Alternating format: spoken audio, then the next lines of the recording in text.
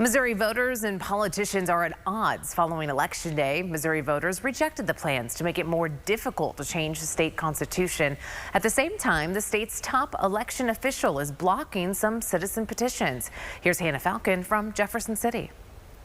For Benjamin Singer, spokesperson for the Respect Missouri Voters campaign, the high of defeating Amendment 4 on Tuesday. We couldn't ask for more momentum on our side than the unbelievable, resounding victory. Was met with the low of hearing his petition would not be certified by the Secretary of State. The Secretary of State took this unprecedented and illegal step of saying, sorry, you don't get to go on the ballot. Amendment 4 that would have made it more difficult for Missouri voters to change the state constitution overwhelmingly failed at the ballot box this week. The same day, Secretary of State Denny Hoskins announced he won't be certifying a petition to make it so lawmakers cannot easily override voter-approved measures. Hoskins tells me the petition violated the single subject rule. We only have a certain amount of words that we can use in order for that ballot summary, and when you try and cram all those many different provisions in there, it's very unlikely that you can fit everything that the ballot initiative would do in such a small summary.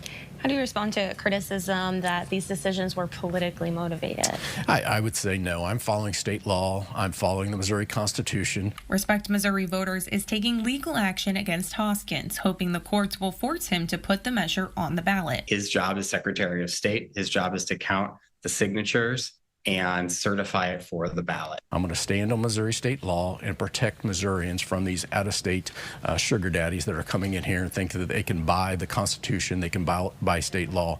A court ruling is needed by September 8th because that is when the November ballot must be finalized. Respect Missouri Voters is rallying tomorrow in front of the Secretary of State's office. Reporting in Jefferson City, I'm Hannah Falcon.